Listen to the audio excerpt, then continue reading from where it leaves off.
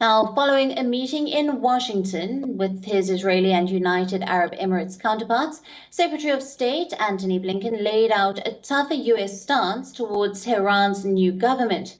Washington has said that it is ready to consider all options if Iran is unwilling to return to the 2015 nuclear deal. In addition to using phrases like all options or every option, which are typically intended to suggest some sort of military action, Blinken has said the United States and Israel were united in opposing Iran developing a nuclear weapon. We would like to see a mutual return to compliance with the JCPOA, but Iran's responses, or rather lack thereof, have not been encouraging. And so we are watching Iran's comments, posture very, very carefully. And as the minister said, we are prepared to turn to other options if Iran doesn't change course. Blinken laid out clearly that the U.S. would continue to engage diplomatically with Tehran. However, the U.S. Secretary of State said that it takes two to engage in diplomacy, now stating that Tehran's efforts to broach some kind of understanding with the U.S. had not been adequate.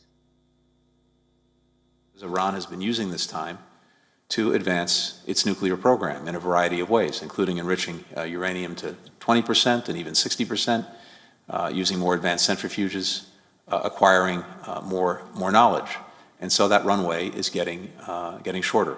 I'm not going to put a specific date on it, but with every passing day and Iran's refusal to engage in good faith, the runway gets short. And so, as the foreign minister said, we are discussing this among ourselves, and we will look at every option to deal with the challenge posed by Iran. We continue to believe that diplomacy is the most effective way to do that, but it takes two to engage in diplomacy, and we have not seen from Iran a willingness to do that at this point. Israeli Foreign Minister Yair Lapid doubled down on his U.S. counterpart's statements and called the Iranian government a terror regime. Lapid proclaimed that Tehran would race to the bomb if they believed the world was not serious about stopping them. There are moments when nations must use force to protect the world from evil.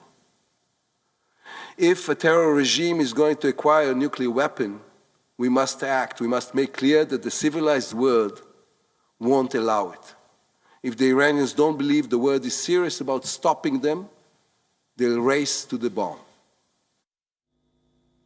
The crucial meeting also saw the foreign ministers of Israel and the UAE reiterate their commitment to normalizing relations and upholding peace. Last year, Israel and the UAE agreed to normalize ties under the Abraham Accords. Now secured under the administration of former U.S. President Donald Trump, the deal also sought to seek solutions to long-standing and confounding issues within West Asia, such as the fight against Iran, as well as the Palestinian issue. Now, to that effect, UAE Foreign Minister Abdullah bin Zayed highlighted concerns that Israel and Palestine had not been on talking terms and that peace in the region depended crucially on the relationship between Israel and Palestine. Adding to this, bin Zayed said that his country was impressed with the growing bilateral relationship with Israel and that he would visit soon.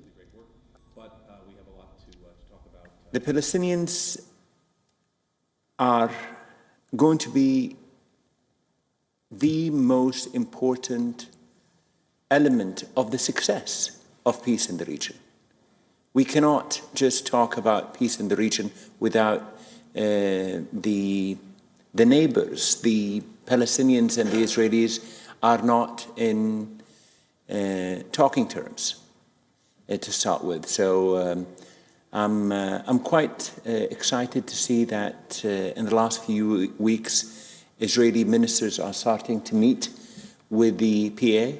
This is a good start. As part of efforts to deepen ties with Palestinians, Secretary of State Blinken also said that the U.S. is planning to reopen its consulate in Jerusalem. Israel's new cross-partisan government opposes this, But the US had traditionally directed diplomatic outreach to the Palestinians from this consulate before it was closed by Donald Trump in 2018. I think, as you know, he has known and worked with Top of the agenda for Israeli Foreign Minister Yair Lapid during his visit to the US was to discuss Iran, and it's likely that he will be satisfied with the statement that has come out of his meeting with Antony Blinken. On the Palestinians, the US said it will reopen its Jerusalem consulate, which traditionally engaged with Palestinians and was closed under Trump's administration. No date has been set for this move, however. Israel opposes the reopening of the consulate, with most parties taking the position that Jerusalem would remain the undivided capital of Israel if a Palestinian state were eventually created. This is Jodie Cohen from Herzliya, Israel for WION World is One. WION, now available in your country. Download the app now. Get all the news on the move.